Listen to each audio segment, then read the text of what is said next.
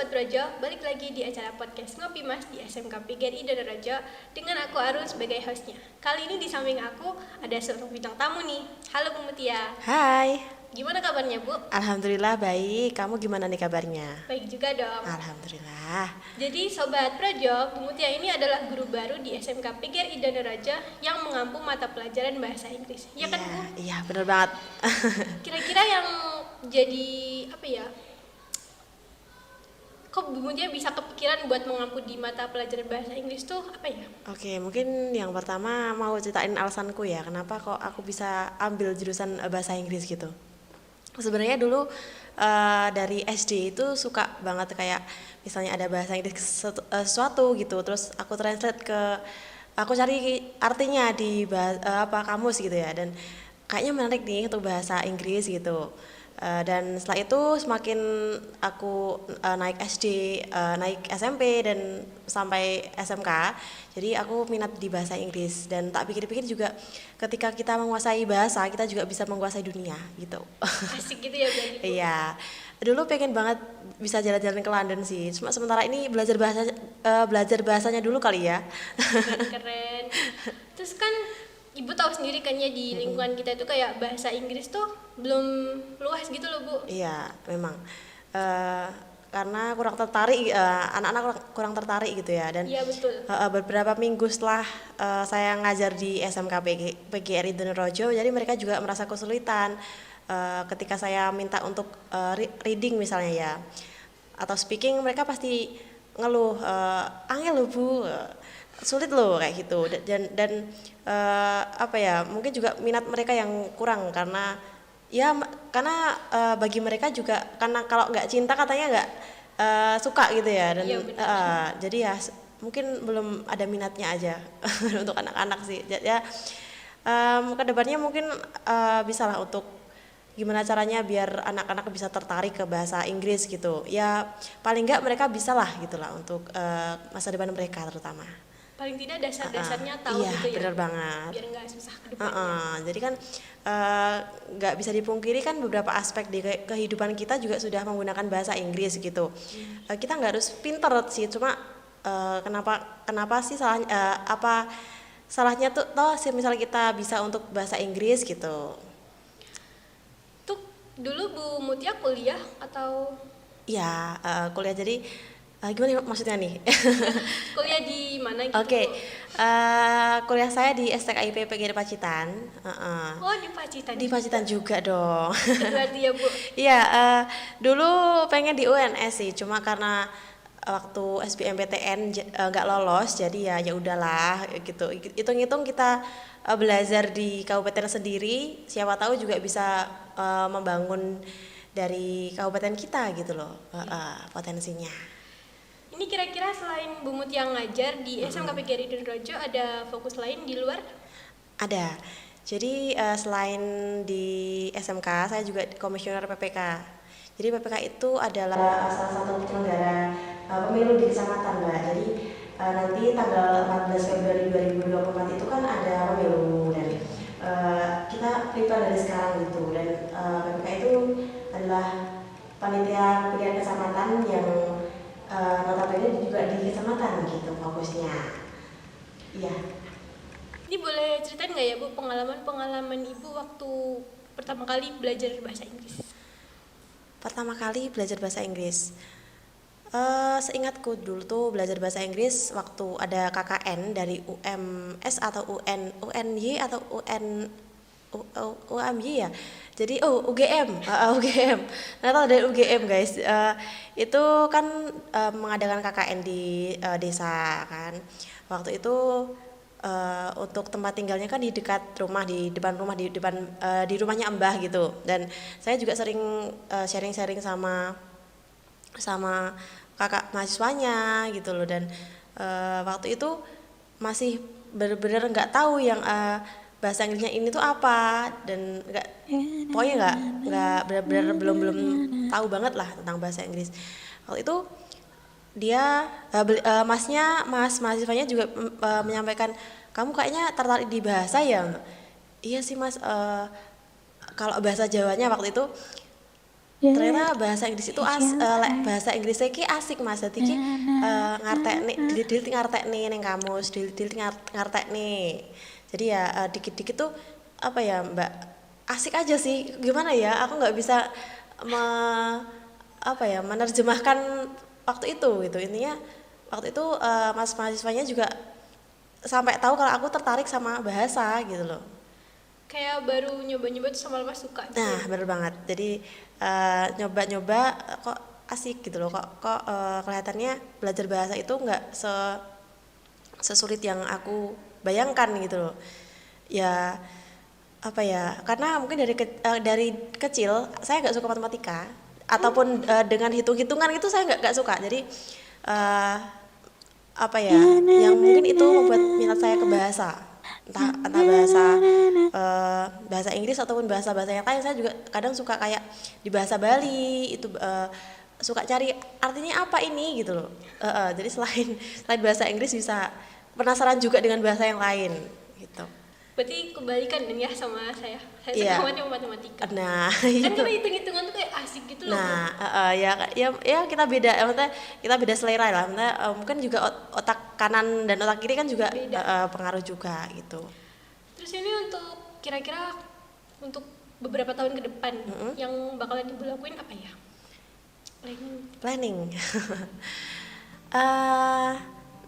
Aku nggak tahu pasti sih, cuma yang aku pengen lakuin di masa depan itu adalah bisa membanggakan dan bisa mengangkat derajat kedua orang tua.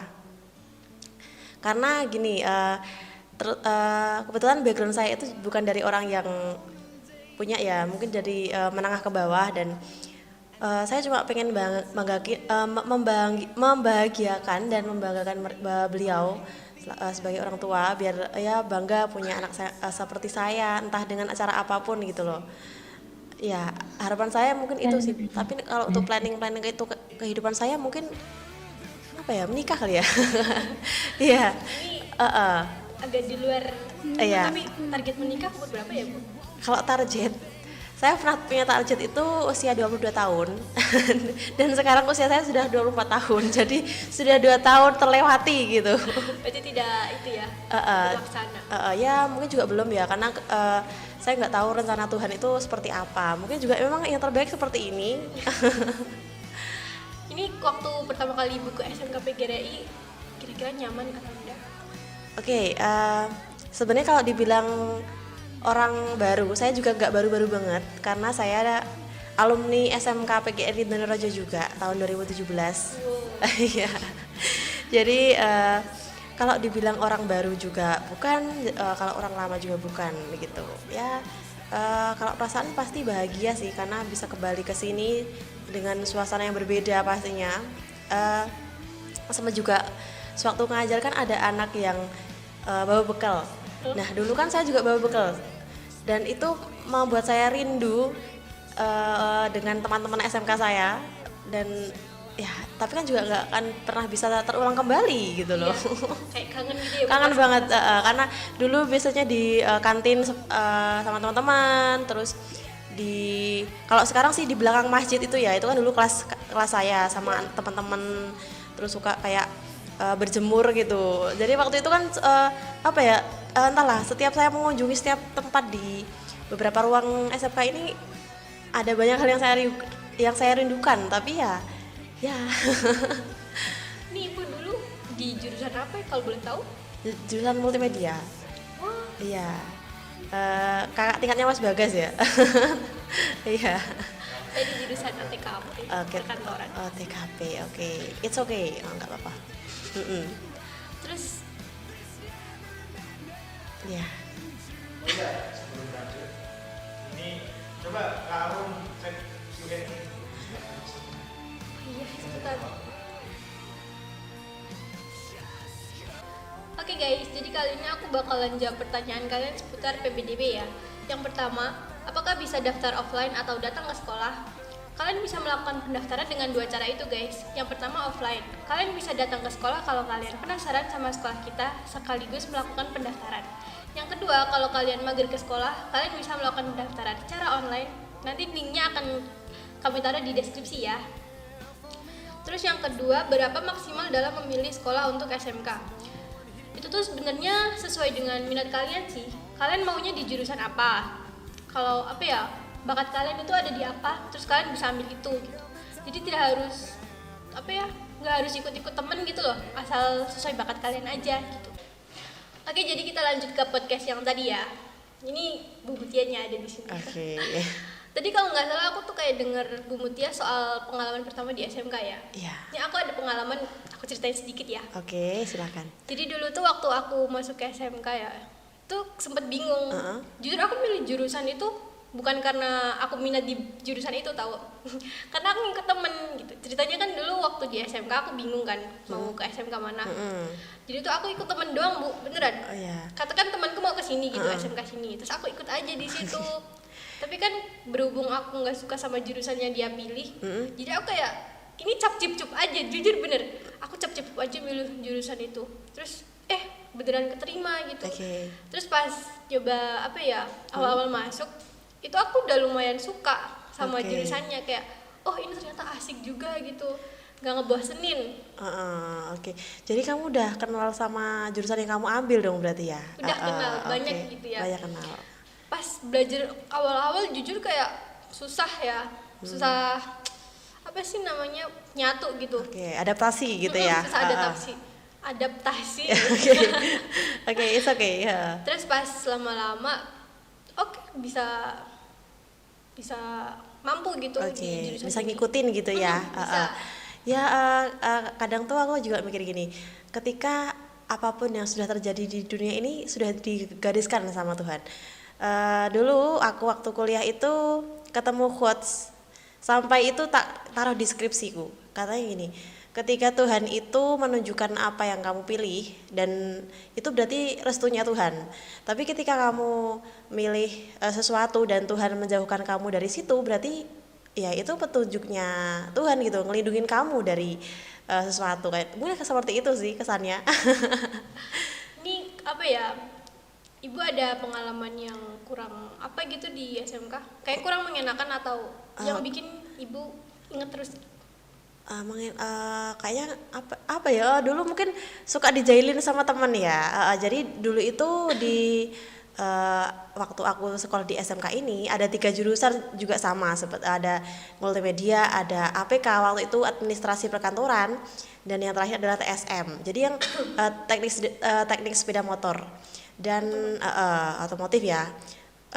Waktu itu ada teman APK yang suka jahilin. Sebenarnya juga kalau dibilang ngeselin juga enggak, justru itu malah jadi kenangan kami gitu loh sewaktu SMK.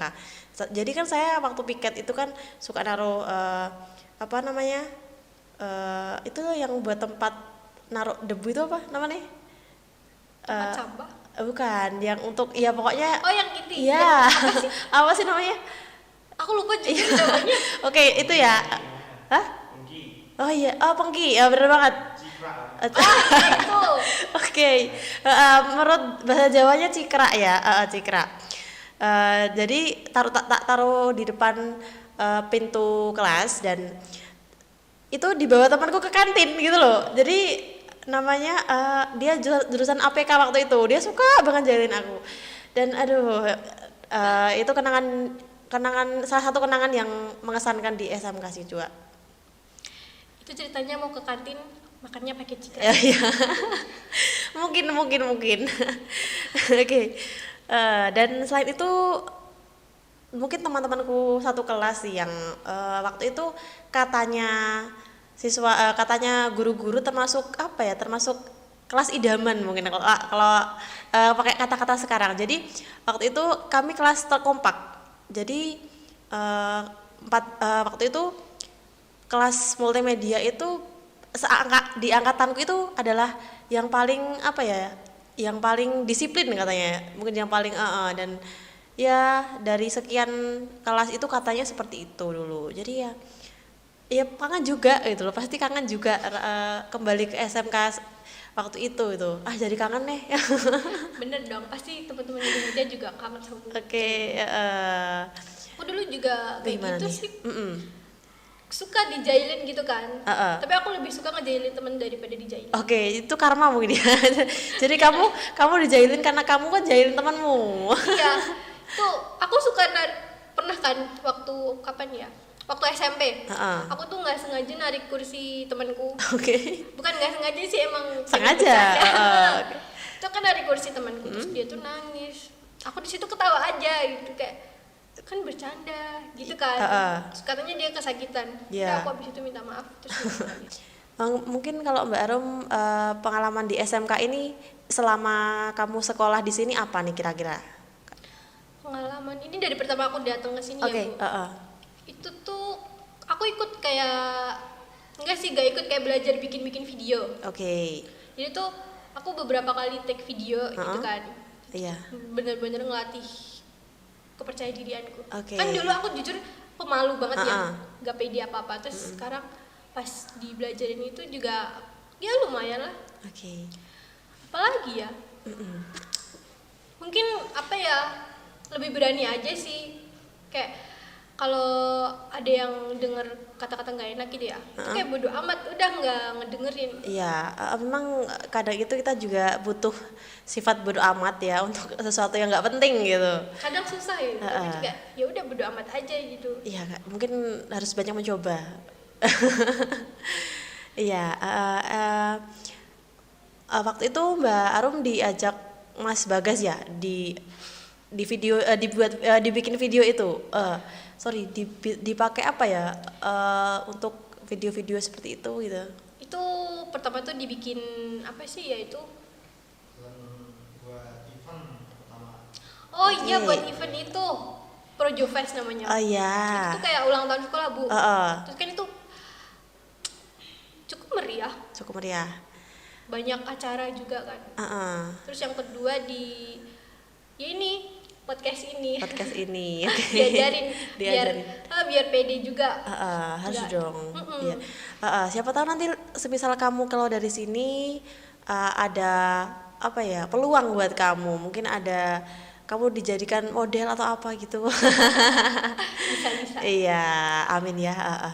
Kamu cita-citanya apa sih, Rum? Aku jujur cita-citanya tuh ganti-ganti, Bu. Ganti-ganti. Cuma yang sekarang ya itu pengen kayak jadi orang kantoran. Jadi orang kantoran gitu. Kan berhubung aku orang kantor, bukan aku orang kantor sih. Aku di dalam perkantoran ya. Iya. Terus kayak suka ngeliat di berita-berita atau TikTok gitu loh. Oke. Jadi kayak orang kantor tuh stylenya, Bu, keren banget gitu kan. Keren banget. Terus kayak kerjaannya juga ya sedikit paham. Sedikit paham. Jadi Oke. pengen kayak gitu.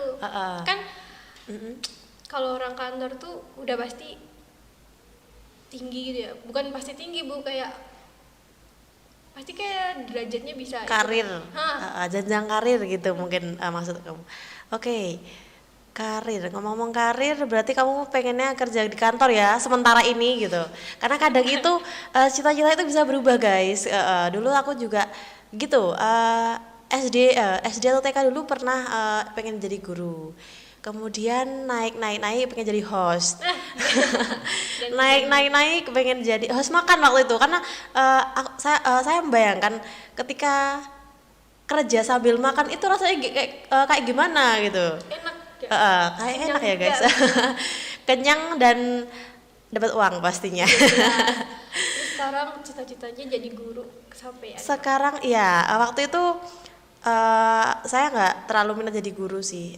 Waktu setelah kuliah tuh ada banyak hal yang saya apa ya Mbak ya, yang saya jelajahi waktu itu. Pernah kerja di klinik juga, di radio juga, di kayak kegiatan sosial kayak gitu loh, namanya seperti organisasi masyarakat untuk sosial, ini seperti itu juga. Dan terus akhirnya kemarin ketarik ke PPK dan akhirnya juga di sini ada peluang, jadi saya juga mencoba.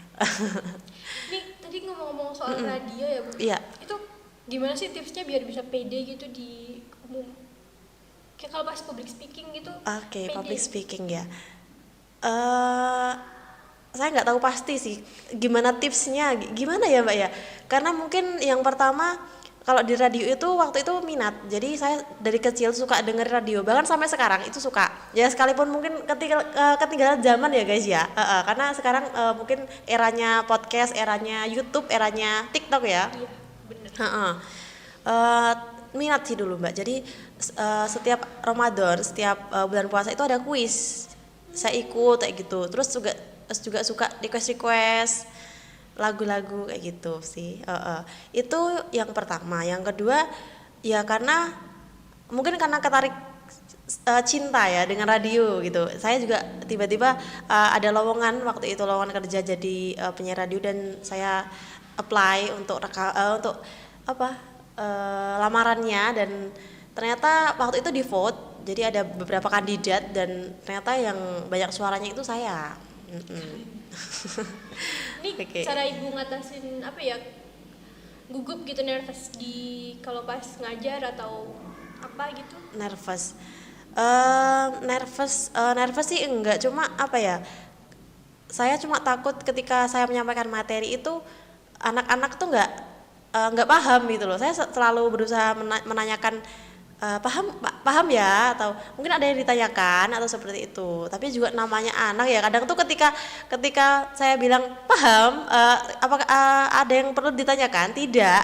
Dan mereka menampilkan seolah-olah mereka itu paham, tapi ternyata enggak. Itu yang paling jadi tantangan untuk seorang guru mungkin. Itu jujur, aku di sini juga murid. Iya, iya. Kan pernah juga ditanyain gitu, kalian paham? Itu saya jawab paham Bu. Terus Iya. pas ditanya, ada pertanyaan? Enggak Bu. Tapi itu pas ditanya gurunya itu Iya.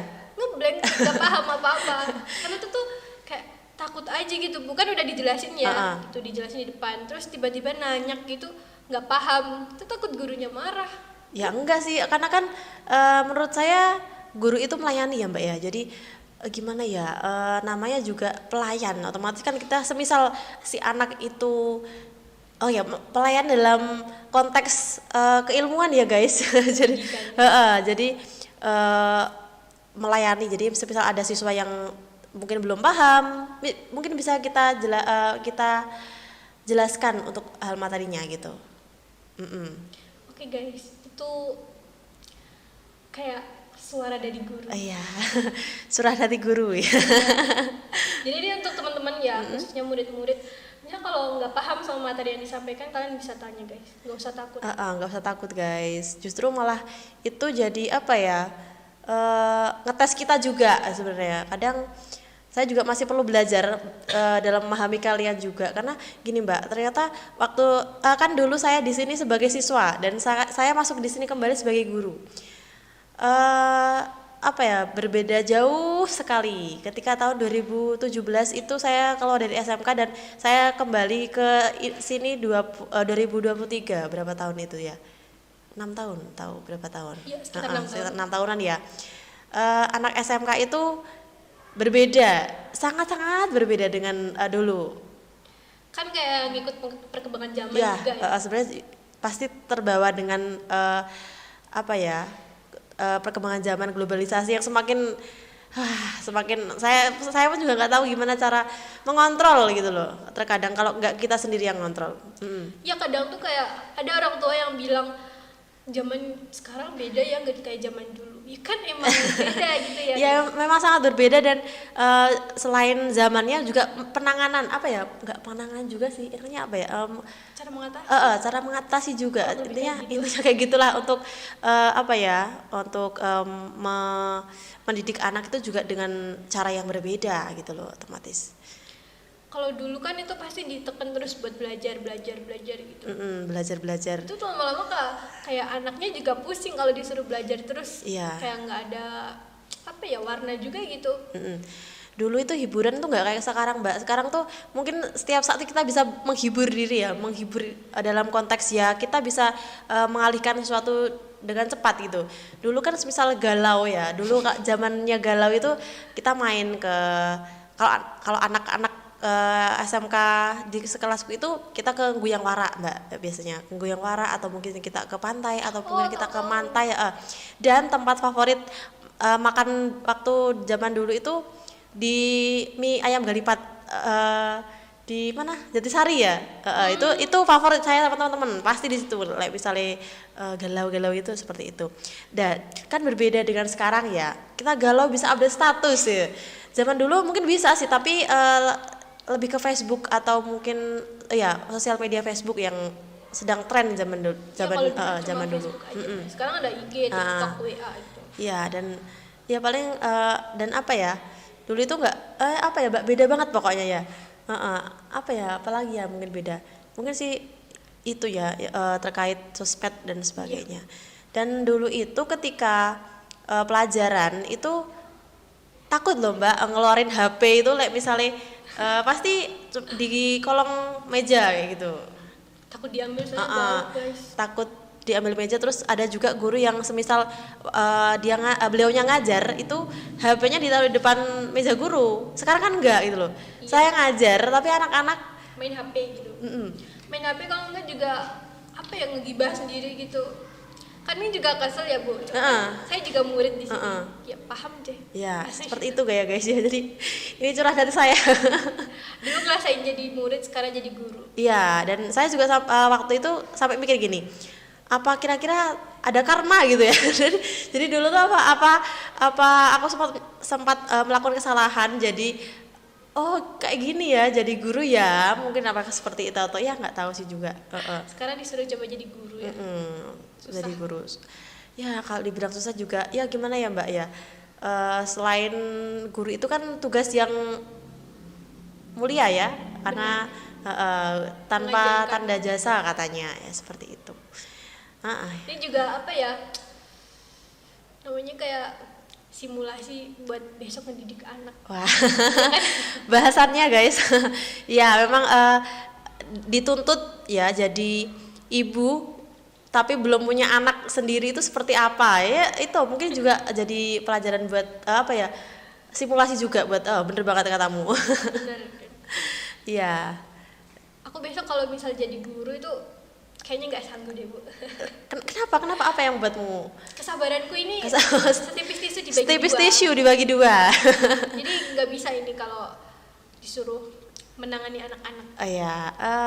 Aku nggak sehebat itu juga sih sebenarnya. Sebenarnya kalau dibilang setipis tisu, ya mungkin juga iya sih.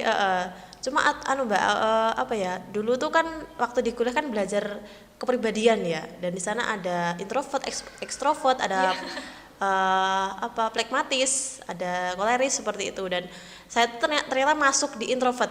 Jadi di introvert itu kan kata orang kan apa ya, nggak suka sosial, keramaian, nggak gini, sepengetahuan orang itu kan introvert kan pendiam. Jadi waktu itu saya juga dikira orang tuh pendiam, tapi saya cuma introvert. Saya bisa akrab sama siapapun, sama orang, tapi nggak sama siapapun gitu loh, nggak sama banyak orang ya, cuma beberapa gitu. Kayak apa ya, introvert di dalam ekstrovert, ekstrovert di dalam introvert gitu. Jadi kayak bisa nih? Apa ya, bisa kepribadiannya beda gitu pas sama orang-orang terdekat gitu. Ya mungkin bisa jadi bahkan apa ya, orang itu kan taunya saya pendiam lah. Waktu saya di radio sempat nggak ada yang percaya gitu loh, karena memang saya tuh dikenal pendiam, tapi kan saya nggak sependiam itu gitu loh. Yes. Cuma apa kayak malas buat mengeluarkan energi aja. Bener banget dan itu adalah tantangan saya juga di guru ini, karena bertemu dengan anak-anak yang sekian banyak dengan suasana dan cuaca di kelas yang berbeda gitu loh. Tapi jujur ini kebalikan sih sama aku. Iya. Aku orangnya nggak bisa diem. Orang yang nggak bisa diem. Nih, ada ya, aku kan punya teman ya Bu. Ini tuh temenku bener-bener pendiam banget. Iya. Buat ngapa-ngapain tuh males. Sedangkan aku tuh nggak bisa diem, kayak berisik pasti ini. Jadi terus kan aku tanyain dia itu, kamu tuh kenapa sih kok diem aja? Katanya dia tuh kayak capek banget ngeluarin tenaga tuh. Ya, katanya juga capek sama aku Bung lah, dan aku yang nggak bisa diem. Oke. Jadi mungkin temanmu juga mungkin ya, karena saya juga belum kenal temanmu itu, nggak tahu bahkan. Jadi jadi juga mungkin ya nanti bisa diklasifikasikan introvert atau mungkin ya yang lain. Introvert itu capek loh Mbak, misal harus bertemu dengan orang banyak, bertemu dengan keramaian, itu sangat-sangat melelahkan, dan Dulu tuh aku inget waktu diajak nongkrong sama teman-teman, pasti setiap mereka ngajak tuh aku karena males rame, jadi aku lagi sibuk ya, padahal sibuk gak ngapa-ngapain waktu itu. Jadi bener-bener Bahkan males buat ngeluarin energi aja ya. tapi aku kan juga belum tahu waktu SMK ya, aku tuh kenapa, apa aku berbeda dengan orang lain gitu loh, kenapa, itu jadi pertanyaan saya, dan ternyata Tuhan menjawabnya waktu saya di bangku kuliah ternyata. Jadi kayak keluar semua itunya ya. Apa ya, pertanyaan-pertanyaan tuh bisa terjawab gitu loh. Asik gitu. Iya. Itu pas kuliah ada apa ya, susah-susahnya nggak sih Bu? Susahnya sih pasti ada ya. Jadi kayak yang bikin susah tuh apa gitu? Iya, yang bikin susah waktu itu yang pertama ekonomi Mbak. Jadi ketika saya minta kuliah itu sangat orang tua setengah hati mendukung, karena sebenarnya juga mereka ingin, tapi karena waktu itu keterbatasan biaya, dan saya juga rencananya waktu itu ingin kuliah di Solo kan, dan ternyata juga Tuhan berkehendak lain, akhirnya saya di STKIP waktu itu. Dan ya waktu itu yang susah tentang izinnya orang tua ya, agak susah. Yang kedua tentunya dalam belajar waktu itu, karena kuliah itu kan apa ya, kita sendiri yang apa ya, yang ngelola, yang ya pastilah. yang ngelola tuh sebenarnya kita sendiri. Misalnya kamu mau rajin ya rajin, tapi misalnya kamu jadi orang malas ya malas gitu loh Mbak. Nggak kayak di sekolah, benar-benar berbeda, dan kita sendiri yang bisa kontrol. Jadi lingkungannya pun juga beda ya, lingkungan pastilah. juga. Jadi makin luas gitu wawasannya. Iya, dan apalagi juga banyak teman, jadi kan kamu bisa terpengaruh yang A atau yang B itu, yang baik apa yang buruk, itu juga jadi tantangan sendiri juga. Terus apalagi ya, mungkin cuma itu sih. Atau ya waktu itu gini, karena kan kuliah itu saya ngekos di Pacitan, dan nggak bawa motor karena orang tua nggak ngizinin waktu itu, karena motor cuma satu di rumah, dan nggak diizinin orang tua. Dan waktu itu saya juga kesulitan pengen menambah apa ya, biaya untuk kesehari-harian. Jadi kan kalau ongkos terbatas banget ya budgetnya, jadi ya saya jadi pengen jadi ya seperti itulah, dan makanya saya pengen nambah masukan, tapi sangat tidak memungkinkan karena nggak ada kendaraan waktu itu gitu loh. Itu yang tak rasain juga. Itu dulu Ibu kuliah sambil kerja atau cuma kuliah aja?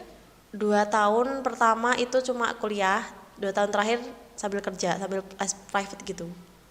Itu Ibu kuliah selesai berapa tahun ya? 4 tahun. Wow. Iya. Bisa termasuk cepet nggak sih ya? Termasuk sih. Iya, ya tepat waktu mungkin. Bisa dikatakan tepat waktu juga. Ini ngomong-ngomong soal temen ya. Uh-uh. Ini cara milih temen yang baik sama yang kurang itu tuh gimana sih Bu? Oke, cara milih ya. Sebenarnya saya bukan orang yang suka milih-milih teman, milih-milih dalam arti kata dia harus kaya, dia harus, dan karena saya juga terbatas ya dalam ekonomi, dan sangat termasuk dalam orang menengah ke bawah. Cuma kan dalam hal itu saya gini aja sih, konsisten sama diri kamu. Kamu tujuannya apa? Kamu masa depannya mau gimana, itu tergantung kamu. Jujur ya Mbak, teman saya tuh cowok loh rata-rata.